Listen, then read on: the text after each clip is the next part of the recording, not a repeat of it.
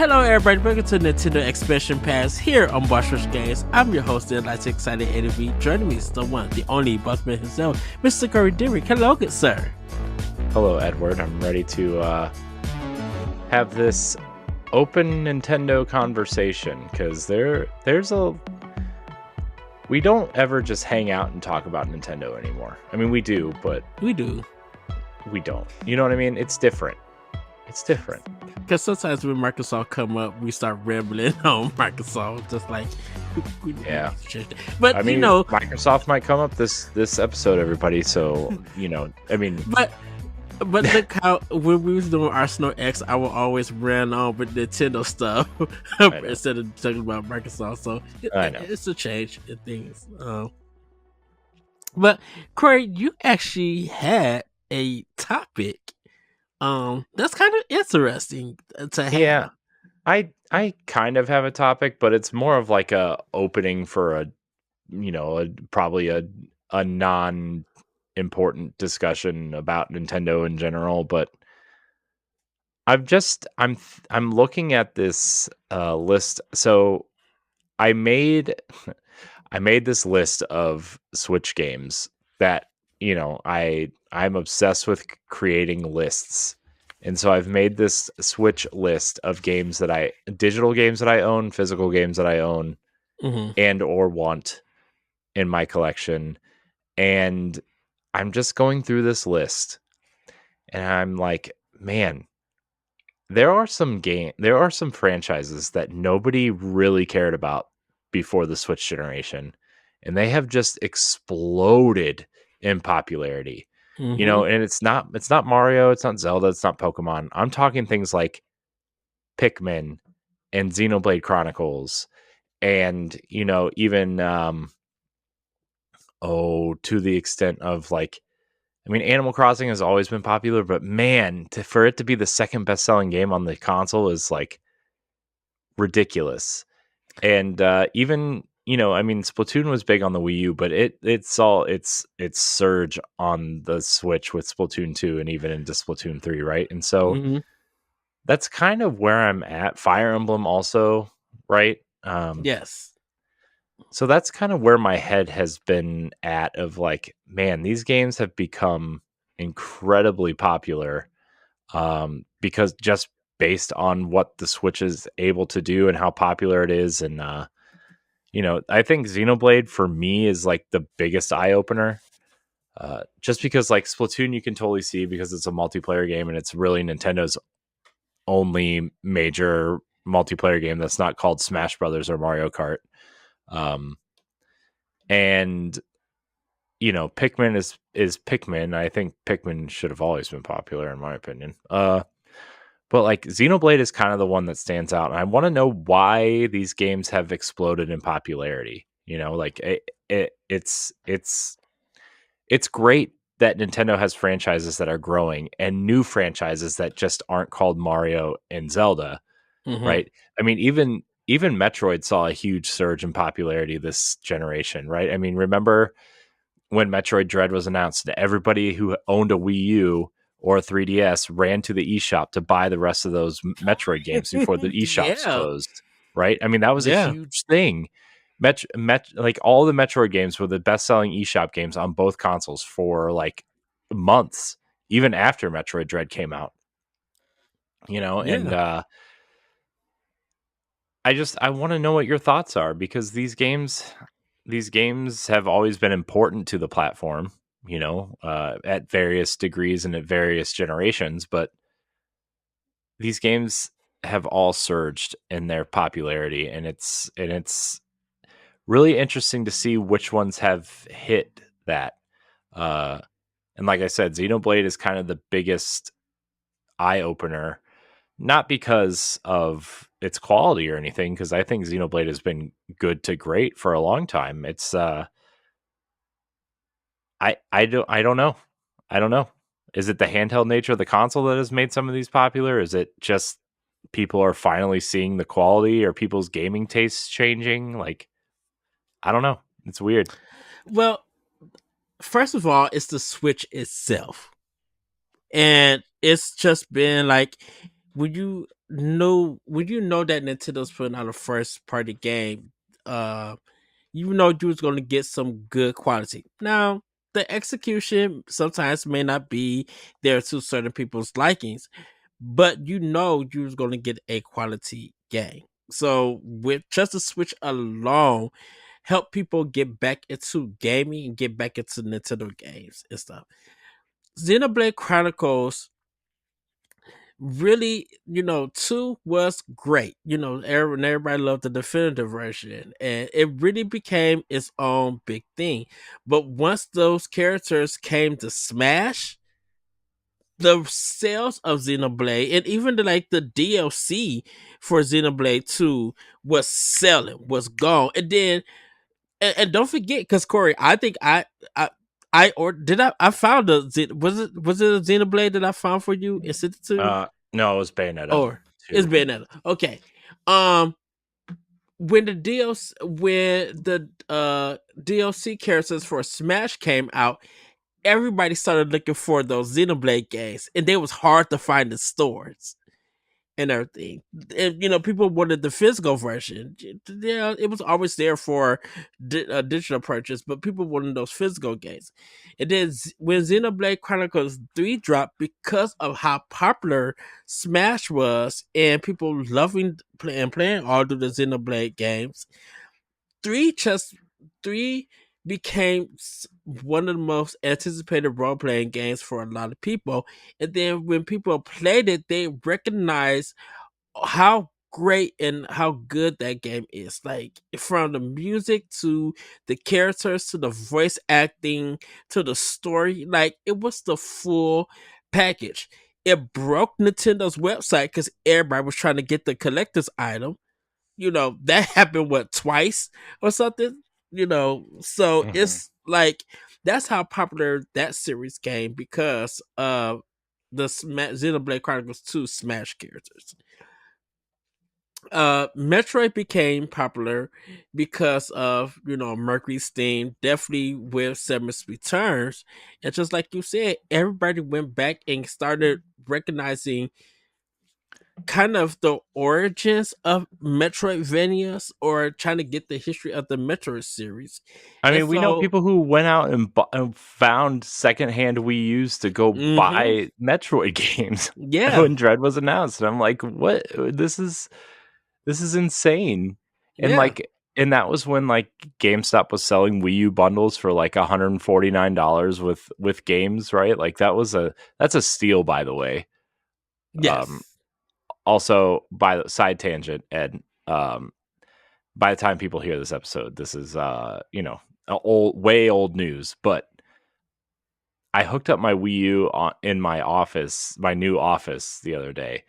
mm-hmm. By the way, something else we didn't mention: this is the last batch of expansion passes in this office. This is the last. This is it. Anyways, I hooked my Wii U up in the new office, and man, it's slow.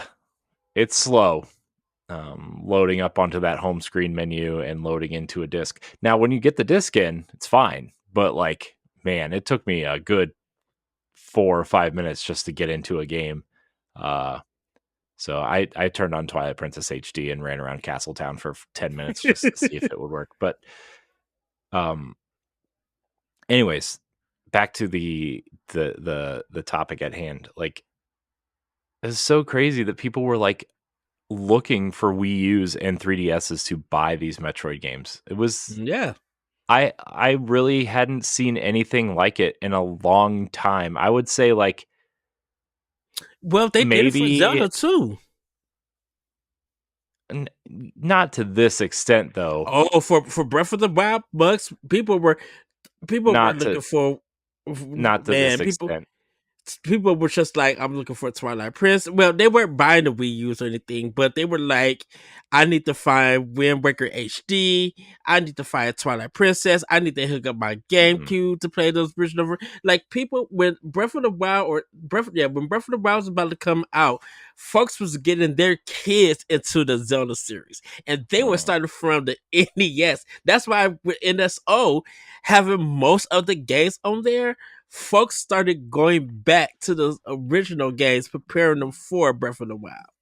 Yeah, I think you could almost play all of the Zelda games except for the DS and the 3DS versions on the Switch, right? I mean, I think they're all Yes. there except for, I guess, Wind Waker and Twilight Princess. But the DS ones are on the Wii U. I bought Mm-hmm. them. Spirit Track, because of the dual screen experience, you can totally do that. Yes. Uh, which is also crazy that you can do that, but you can do it. Not recommended. I think the DS games are bad, but that's my opinion. DS got Um, some hits, I would say. no, I meant the Zelda Oh, games the Zelda games. Oh, in particular. I do think that A Link Between Worlds is worth playing on the 3DS, though. yes. Oh, please bring that to Switch. I know I'm Bring waiting Wind for Waker that is Twilight HD. Princess to Switch, so we could just flip out and be like, yeah, this is I know. here's my 60 Nintendo. Yeah. Here's my Uh, coins. yeah. Um, yeah, I will do whatever it takes to get those games on I the feel, Switch. I feel like that's a summer announcement. I just I know. feel it.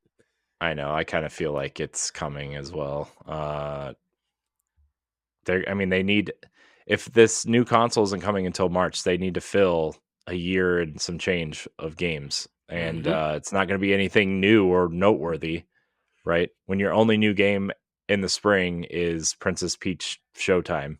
Now, granted, that game looks really great, but it's Yes. not on the level of like Zelda or Mario or something along that line, right? Like Yes. they're going to need some Zelda games. They're going to need those Metroid Prime ports.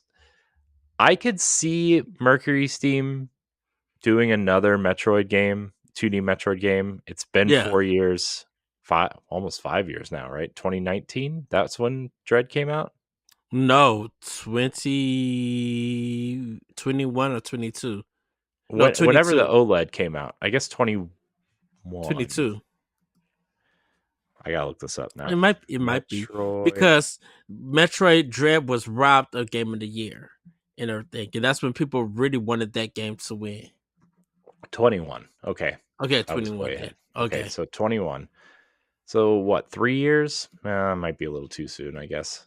Well, it's I know they're working on their own game, Hmm. but Metroid 6 is probably something that they'll put on their next platform. I don't think the Metroid team is thinking about, okay, Yeah. what is the next, because they gotta actually write a new story in this new adventure chapter 4 series. So Well, like, it's not about that. It's about development time, oh really. yeah, Uh, yeah. I mean, if we're gonna get anything Metroid, it's gonna be the Prime.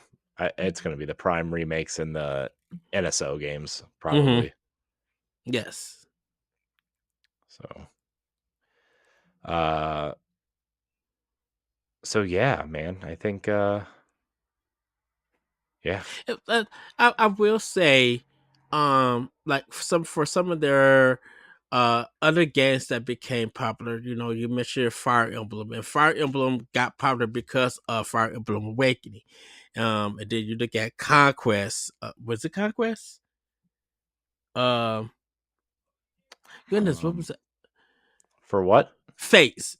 I'm sorry, Yeah, it it was was Face. Birthright and Conquest and Revelation were the three Y- games. Yes, and then I think Face was after that. I believe. No, it was so Fire Emblem Awakening, and then Fire Emblem Fates had three versions, uh, which was Birthright, Conquest, and Revelation. And then you had uh, Fire Emblem Echo Shadows of Valencia was the third Okay. game, Yes, which is a remake of two Fire Emblem 2, I think, I think so. in some Yeah. sense. So, And then we got Three Houses mhm. um with that. I mean, even though we had um the Warrior games with Fire Emblem, which is another thing, like Hyrule Warriors, just the Warrior systems. The Warrior system became popular because of Hyrule Warrior on Wii U. And then it just stayed popular, like when it started hitting the other platforms. But with Nintendo franchises, that the Warriors games really stayed, like really became popular. Three Hopes is an amazing Warriors game. Hyrule Warriors, the second one is a great game. Like it really, the Warriors game really became big. Even though it's more of a Koei Tecmo's engine and style of game, it's Nintendo's properties making just the Warrior series in general popular and everything. And because we started, we seen like the Persona 5 get their own style game. Like that's how popular the Warrior style games were being. And that started on Wii U with Hyrule Warriors. It just became popular because of those games also being on Switch. If you want to see how you can become a Patreon producer, head on over to patreon.com/BossRushNetwork. The Patreon producers for this month are Adriel Munger, Austin Campbell, Celeste Roberts, Christian S., Sana Dirrig, Francisco Santillan, Matthew Keel, and Todd Oxtra. Thanks for your continued support of the Boss Rush Network. You mentioned Splatoon. Nintendo took a risk with Splatoon 1 and it did numbers. Everybody was loving it. And then 2 and 3 came out and people still loved that game. And it just grew. It still have numbers and everything, and it's more about the multiplaying, aspect. It's just having fun, and it's just always, you can do 5 or 6 matches, and just the randomness of it, of different players, and you know, feeling like a team, knowing that you cover most of the ground. Like it's something simple, but it's really deep if you think about it and stuff. And so, um, that like Splatoon is all. Um, let's see, Kirby.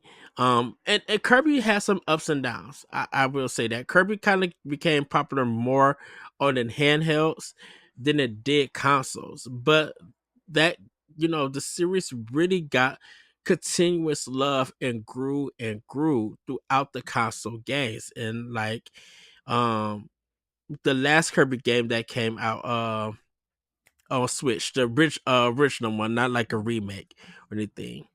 Um Not Rainbow Curse. Oh goodness. um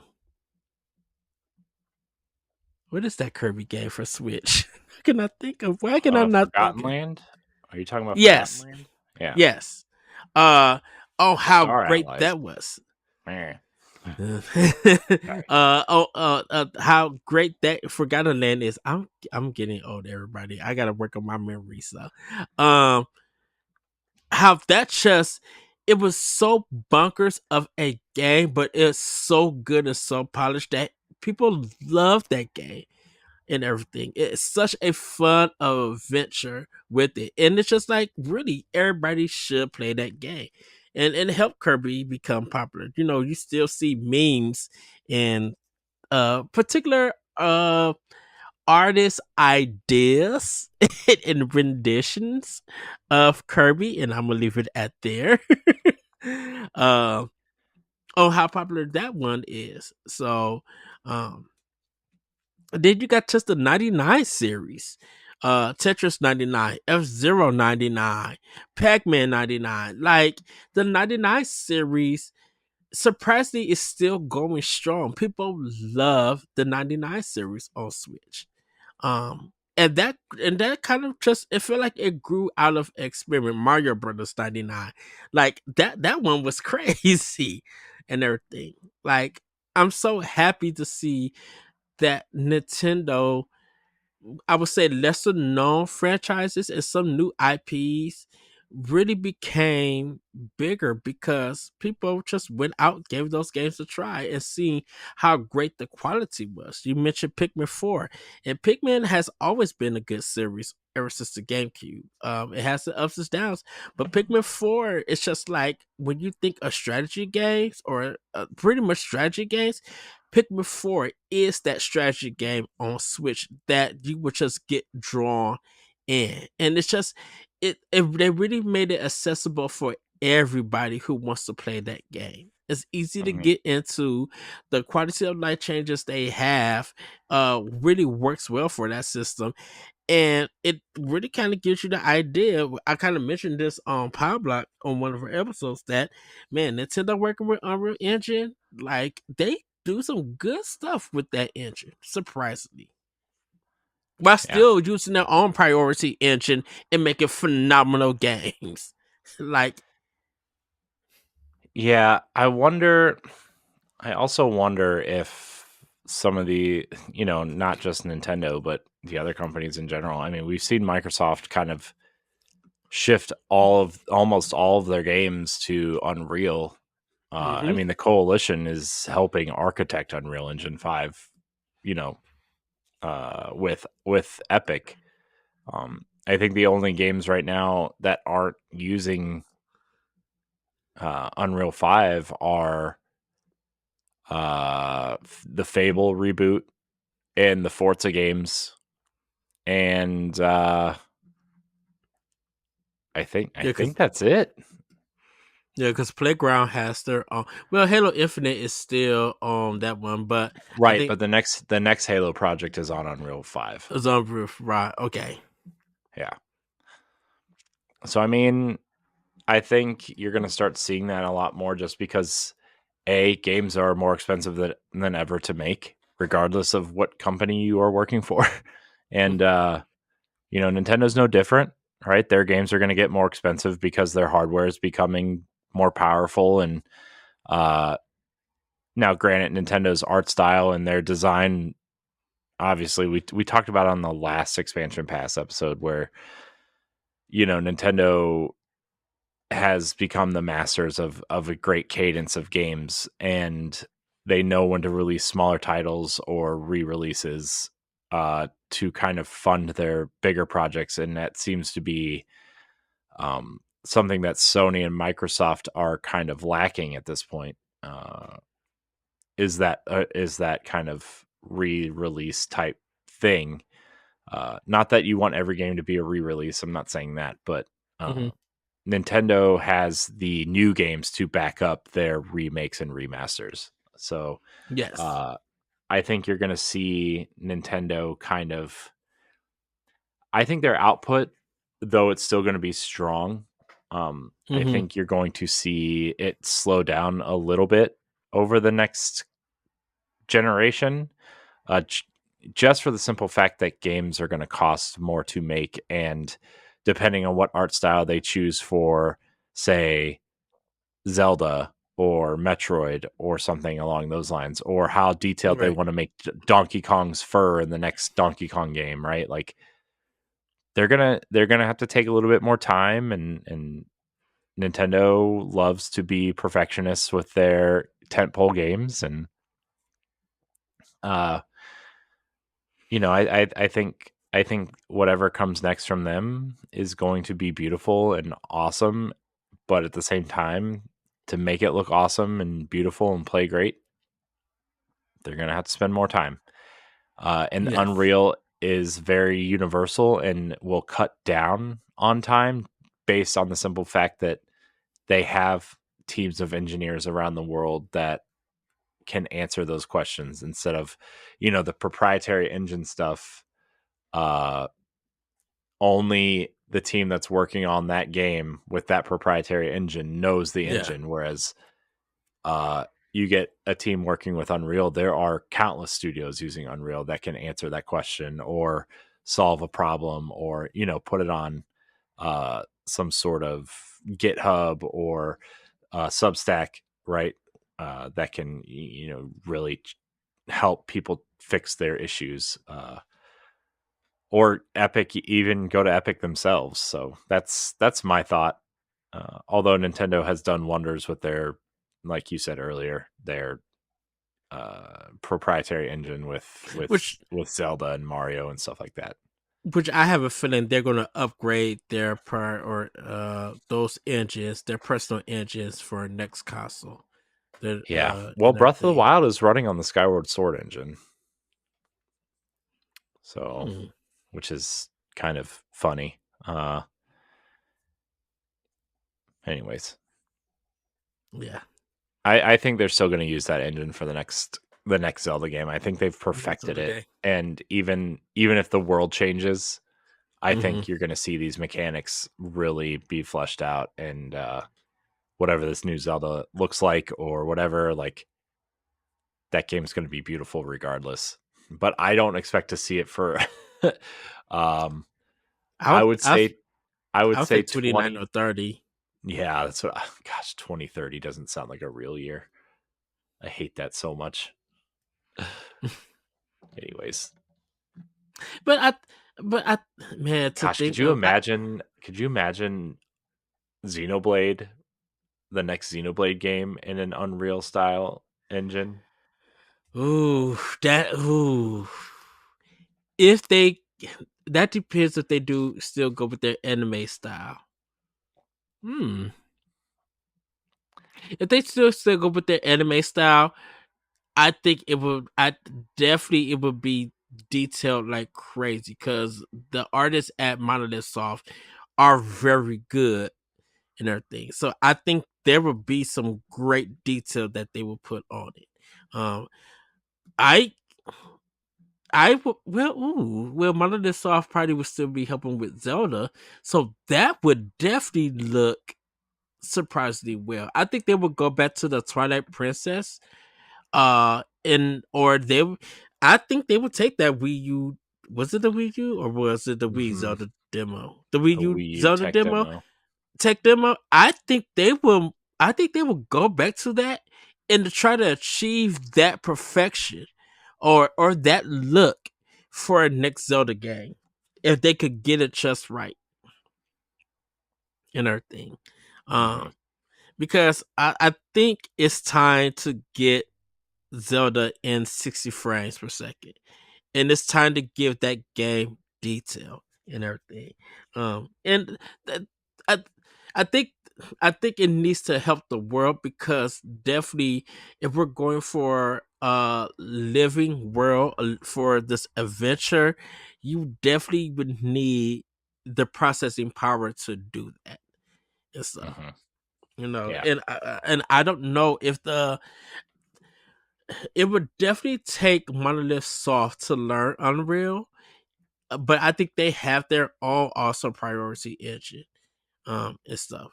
And I think it would take a game. It definitely would take a game before they go all in to learn it and put it out and see what we think about it, what the pros and cons and stuff about it. Because I think people would give a game a try if they say it's a new engine from this team, and like if we see the quality and it's there but they could approve, the sales will help with that feedback and everything. Yeah. I just I wonder I wonder what new IP Nintendo is going to come up with too. Like, I mean, we've seen so many great new IP with Mm-hmm. Nintendo. You know, I mean, I think we talked about this at one point, and people may not realize it because they do own a lot of smaller IP, and they do own a lot of IP that are created that they publish, right? Like, uh, but I think there's only been 1 year where Nintendo since 1985 that Nintendo hasn't released a new IP, right? um And like because you think of stuff, you don't think of things like Good Job is theirs, Snipper Clips is theirs, mm-hmm. Moving Out is theirs, uh Pushmo is theirs, Box Boy is theirs, Yeah, right? There are so many smaller titles like that that you don't even think of that are theirs, right? And right. even something like Wii Sports and Nintendo Land are technically new IP for them. Uh and so it's just crazy to think about the amount of IP that they could potentially dig into, not to mention new IP. And I I really hope we see Nintendo take on a new IP that, and we saw Arms this generation too. Don't forget that. Like, Yeah, that's a new IP, and it was interesting. Was it the greatest? No, but I think there is something there. I think they whiffed by not including Little Mac as a character, but that's my opinion. Where's my Punch Out game? But for a new IP to hit like a million or two, just like Splatoon to hit like a million or two plus, that's that's a good idea that we'll see a sequel, and it's just need time. Something needs time to build and worked on. And Nintendo, if they could get an idea working, they'll hop onto it and do it.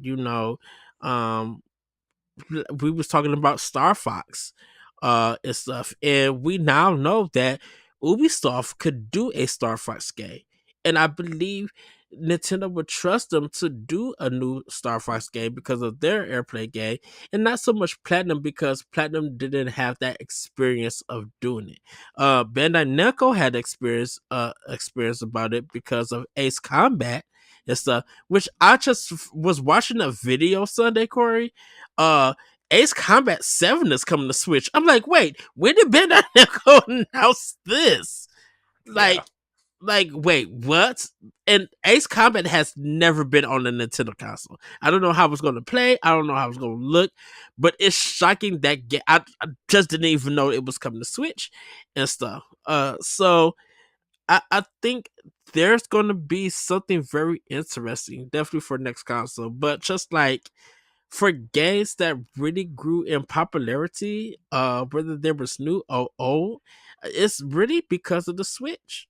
It really is, and that allowed people to go back and get purchase their old games or sign up for NSO and play those other games that they missed. People finally got a chance to play the Golden Sun and 1 and 2. I don't know what they're thinking now about the games, but if that love for that series is still there and they could see a brand new game come out, it will come out. Hopefully, Nintendo will take notice and be like, "Yeah, let's bring this out." yeah. Which reminds me, I need to watch the Switch, the January presentation before the Switch release, that Japanese presentation. I need to see if there were some games in there that still haven't came out yet. I mean, I don't know. They could have been canceled. I know some of them have probably been canceled or moved on to other projects or changed hands or whatever. So Yeah, cause I was just like, did Shin Megami Tensei 5 look like this before the game actually came out? Interesting. yeah, I forgot that was announced there. Mm-hmm. And Man, that game took years before it came out, and it just feels so funny that it took years for the original version to came out, and then I'm assuming is it 2 years later? I think 2 years mm, later it's going to be available everywhere, which is fine, which I'm good with. I mean, it's not a Nintendo exclusive, like they don't own the property or anything. Uh but I think it probably was a time exclusive and they probably did plan on bringing it to other platforms. I think they were just waiting for the contract to end. That's all. mm-hmm. While working on new DLC content. Yeah, So man. I'm quite interested to see Nintendo's transition into next gen. I really am. I am too. I mean, there are other things too. Like, will they get the Witcher remake? Will they get things like, Cyberpunk. well, I don't really care about that, but I mean, the Witcher ended up being a big release for them, and Mm-hmm. like, will they get some sort of Final Fantasy remake version? Will they get some sort of, uh, you know, whatever the next Microsoft game to come over? I mean, they already got the Outer Worlds. Like, will the Outer Worlds 2 make it there? Like, will Avowed maybe come at some point? Like, Mm-hmm. uh, Can we get you the know, reboot of the Tomb Raider trilogy? I need that so yeah, bad on Nintendo. yeah. I need that and the I think Legacy of Kain games. I Like wonder if that ship has sailed on those it Tomb probably Raider games. has.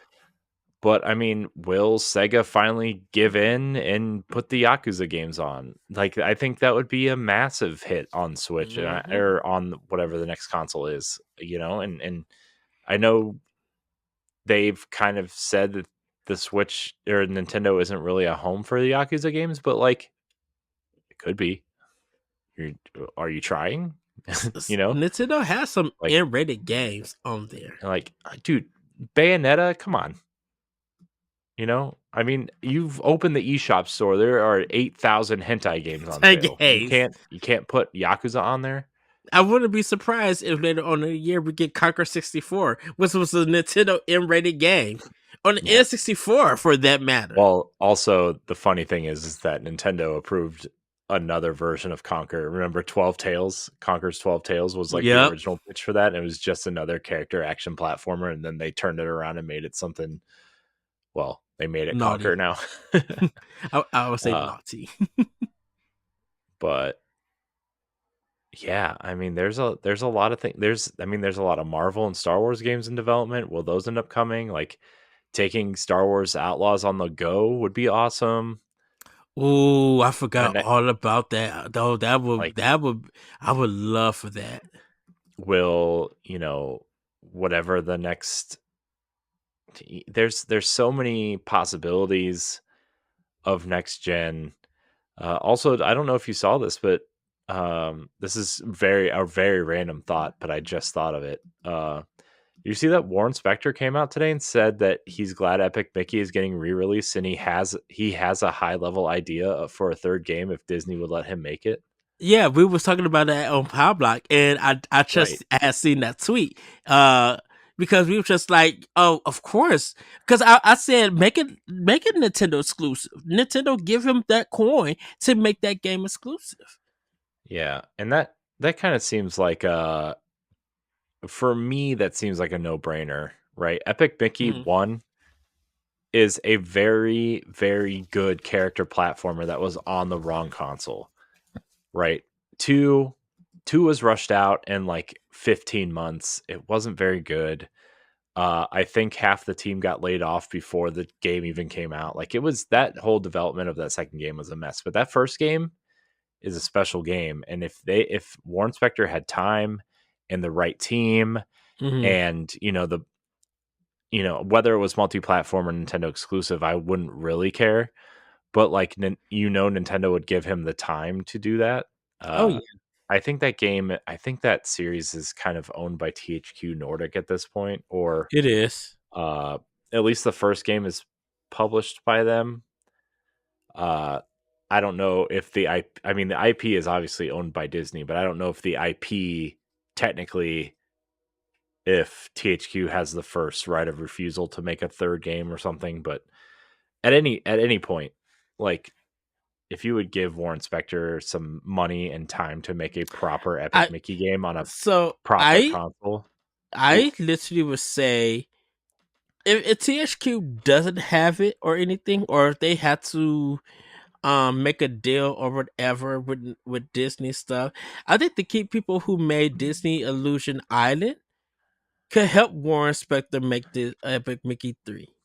mhm, And like let it be their company, THQ and Disney all together to make that happen and make it a Nintendo exclusive. Like Nintendo Disney have a good relationship. The only other relationship Disney have good with maybe Square Enix because Electronic Arts. I mean, if I'm sticking straight with Disney games, I would definitely say Square Enix and Nintendo has the best relationship with Disney for those games. yeah. I I really hope we get another Epic Mickey. There was a rumor. I mean, there was that concept art for that on the Donald Duck spinoff. Remember that? Hmm. Yeah, Like, and that there was that, and then I don't know. It was I don't know. Look, Ed. Side tangent. While we're on the subject of Disney, and I'm going to bring this up every time I think about it now. Where? Why?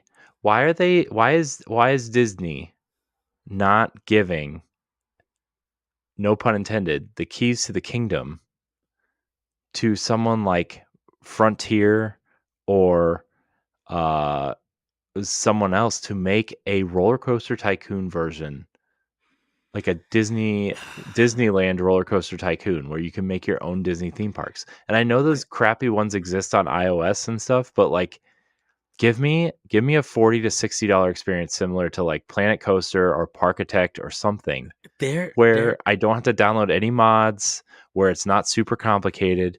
Just give me Disneyland Tycoon, and I'll be happy. I think they're doing something with Epic. I know they are, and that's where that's going to exist. If I'm going to be perfectly honest, right? I know they've said they wanted to incorporate their theme parks and movies and TV shows and all their universes into one thing. And yes, I think that's where that's going to exist. But you can make other games too, Disney. Give me that Roller Coaster Tycoon, or drop it in Dreamlight Valley. No, I need the right team to create a park builder. Okay. The team behind Parkitect seems really adequate to make it. I think. Was that the one we were talking about? I think that was the one we were talking about. Yeah. I think Park Beyond, which was a new park builder that came out last year, seems pretty capable. I do think Planet Coaster is a little bit too complicated for what I'm looking for. I really just want that classic Roller Coaster Tycoon 1 and 2 feel and look, to be honest. Because definitely people will be giving that coin away. I would give that coin away with the quickness. Like, no, it's a must. Here you go. Let me know what the season pass is. Not season pass. Let me know what the DLC is so I can have the DLC. Because I'm just like, if you go add stuff, because it would be cool. Sorry, everybody. We're still talking about Nintendo, but we're on the Disney kick. It literally will be cool if this game came out, let's just say for all consoles, but definitely Nintendo, that it came out for Nintendo's next gen console. And then the DLC comes out for every time they're building a new attraction and it opens up, you get that DLC for free if you pay for the season pass. So let's say Guardians of the Galaxy 4 comes out or whatever. Just use that as hypothetical. And that is getting attraction at Disney. Once that opens, let's say a week after it opens, you get that DLC if you want to make it. Like, that literally would be cool. Yeah. But shoot, 60 or 70, well, it'll probably be $70. They would get that coin. Yeah.